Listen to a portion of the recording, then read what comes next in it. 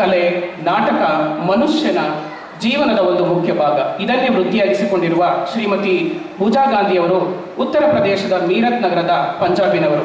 ತಮ್ಮ ವೃತ್ತಿಯನ್ನು ಆರಂಭಿಸಿದ್ದು ಹಿಂದಿ ಧಾರಾವಾಹಿಯ ಮೂಲಕ, ನಂತರ ಬಂಗಾಳಿ, ಗುಜರಾತಿ ಮತ್ತು ತಮಿಳು ಚಿತ್ರಗಳಲ್ಲಿ ನಟಿಸಿದ್ದಾರೆ.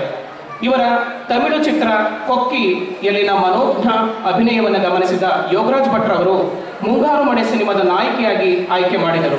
ಈ ಸಿನಿಮಾದಿಂದ ಮಳೆ ಹುಡುಗಿ ಎಂದೇ ಹೆಸರಾದರು.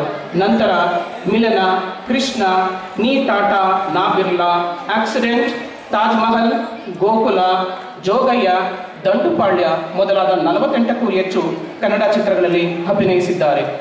2014ರಲ್ಲಿ ತಮ್ಮದೇ ಬ್ಯಾನರ್ನಲ್ಲಿ ಅಭಿನೇತ್ರಿ ಎಂಬ ಚಿತ್ರ ನಿರ್ಮಿಸಿ ಮಹಿಳಾ ಪ್ರಧಾನ ಚಿತ್ರ ನಿರ್ಮಿಸಿದ ಹೆಮ್ಮೆಯ ನಿರ್ಮಾಪಕಿಯಾಗಿದ್ದಾರೆ. ಕನ್ನಡಿಗರ ಪ್ರೀತಿಯ ಆತಿಥ್ಯಕ್ಕೆ ಸೋತು 2007ರಲ್ಲಿ ಕರ್ನಾಟಕದಲ್ಲಿ ನೆಲೆ ನಿಂತ ಇವರು ಕನ್ನಡ ಮಾತನಾಡಲು ಆರಂಭಿಸಿದರು. ಪ್ರಾರಂಭದಲ್ಲಿ ಉಚ್ಚಾರಣೆಯಲ್ಲಿ ತಪ್ಪಾದರೂ ಎದೆಗುಂದದೆ ಛಲದಿಂದ ಕನ್ನಡದಲ್ಲಿ ಮಾತನಾಡುವ ಧೈರ್ಯ ಮಾಡಿದರು. ಇವರು ಸತತವಾಗಿ ಕನ್ನಡ ಪರ ಸಂಘ ಸಂಸ್ಥೆಗಳ ಜೊತೆಗೂಡಿ ಕನ್ನಡ ಭಾಷೆ, ನೆಲ, ಜಲದ ವಿಷಯಗಳಲ್ಲಿ ಧ್ವನಿಯಾಗುವ ಕೆಲಸ ಮಾಡುತ್ತಿದ್ದಾರೆ. ಕನ್ನಡ ಅನ್ನದ ಭಾಷೆಯಾಗುವಂತೆ ಹಾಗೂ ಉದ್ಯೋಗ ಭಾಷೆಯಾಗುವಂತೆ ತಮ್ಮ ಕೈಲಾದಷ್ಟು ಕರ್ತವ್ಯ ನಿರ್ವಹಿಸಬೇಕೆಂಬ ಕನಸನ್ನು ಹೊಂದಿದ್ದಾರೆ.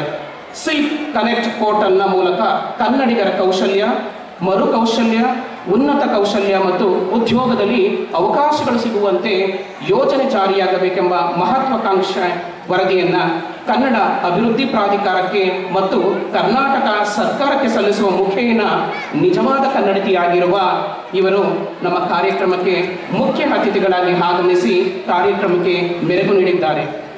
ಶ್ರೀಮತಿ ಪೂಜಾ ಗಾಂಧಿಯವರು ನಮ್ಮನ್ನೆಲ್ಲ ಕುರಿತು ಹಿತವಚನಗಳನ್ನು ಹೇಳಬೇಕೆಂದು ವಿನಂತಿಸುತ್ತೇನೆ.